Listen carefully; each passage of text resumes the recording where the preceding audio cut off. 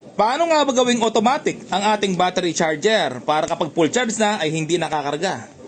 Paano gawing automatic ang battery charger? Ito po mga repairman, ginawa natin para mag-automatic mag-off yung ating battery charger at hindi na mag-overcharge ang inyong battery. Ito po yung binlog natin. Kung gusto nyo mapanood kung paano ito gawin ay naka-upload kay Jeffrey Samson. Ito naman po ay naka-upload kay Jeffrey Sikat Samson. Panoorin nyo yung full demo tutorial kung paano ko nga ba ginawa yung automatic mag-off yung battery charger kapag na-reach na ang inyong limit sa kanyang low voltage disconnection. Okay?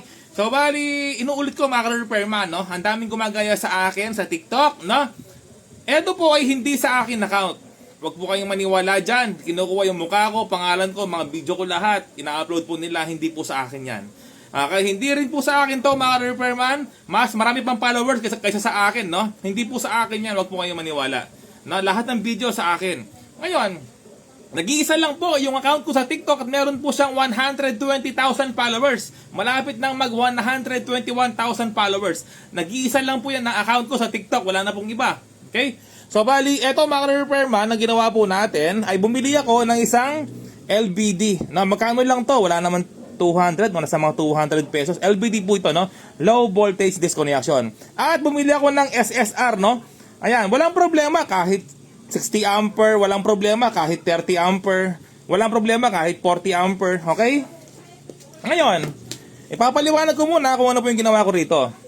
Ito po yung ating battery charger ay meron po siyang dalawang wire, output, positive tsaka negative.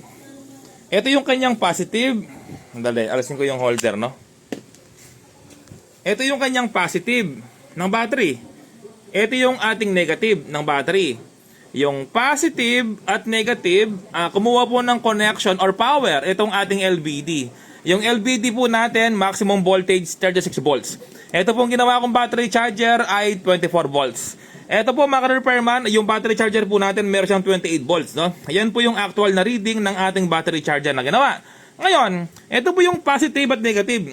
Positive, ayan no, meron naman siya nakalagay ng in. Ayan no, positive, red, tapos negative, blue.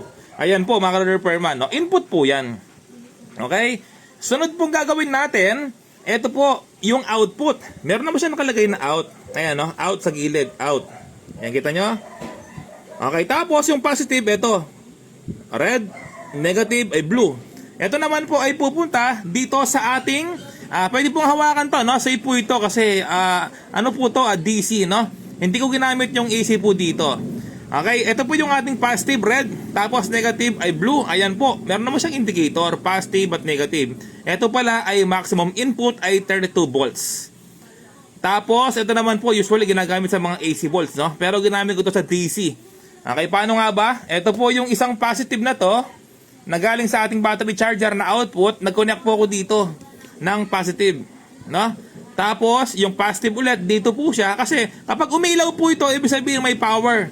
Magko-connect po ngayon yan, magko-connect yan, no? Ito, tsaka ito, iisa lang.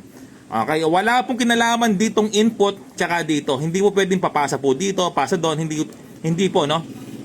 Yung trabaho ng relay, magko-connect lang po, magko-connect lang po ito kapag may power. Ayan po, umiilaw siya, ibig sabihin, nakakonect na po siya.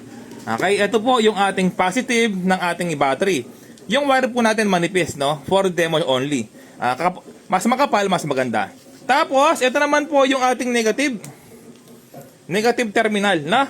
Ngayon, mga repairman, sinasabi ko po sa inyo, kapag nag-off itong ilaw, mag-off din yung ating relay. Yung ilaw na to, mag-off din yan. Nakaset po tayo, sinubukan ko sa 27 volts. Paano malalaman? Ito. Ayan, 27 volts nakaset po yung ating LBD. So, ibig sabihin, kapag full charge na ang inyong battery na 24 volts, no, full charge sa mga LiPo 4 battery, mga lithium battery, 27 volts, no, yung full charge sa mga 24 volts setup. Ayan, kapag umabot ng 27, mag-off na, yung ating battery charger hindi nagagana. Okay? Ito po. Nakaset po tayo ng 27 volts.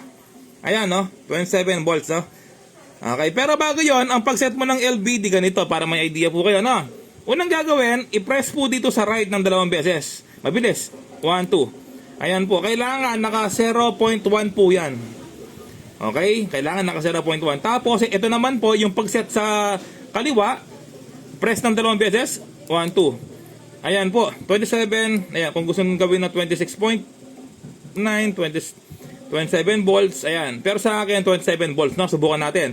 Kapag umabot ng 27 volts, mag-off yung ilaw, tsaka mag-off yung ating LBD. Okay, subukan na po natin. Wala po akong battery po dito, mga repairman, no? Wala akong battery 24 volts. Ang gagamitin ko ay capacitor DC. Yung kasing capacitor ay nagkakarga po yan at nagdi-discharge ng power. Okay, subukan po natin. Ito yung ating negative. Nalagay ko sa ating negative. Ito yung negative niya. Okay, ayan po. Tapos yung positive, ito po siya, no? Kapag nag-charge po yung ating capacitor, mag-off po yung ating LBD, no? Kapag umabot ng 27 volts. Ito po, hawakan ko siya, no? Kapag hindi po umiilaw to, ibig sabihin nag-off na, hindi na dumadalo yung kurente po dito.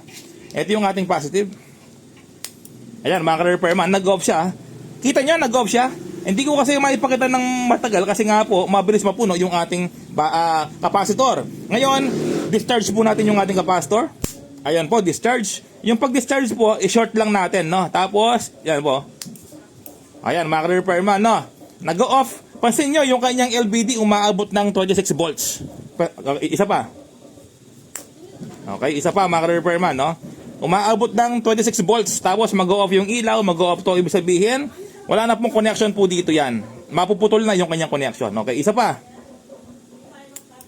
Ayan, no? 26.1. Tapos mag-off yung ilaw, tsaka yung ilaw ng ating relay. Isa pa. O, ayan, mga repairman, no? Okay.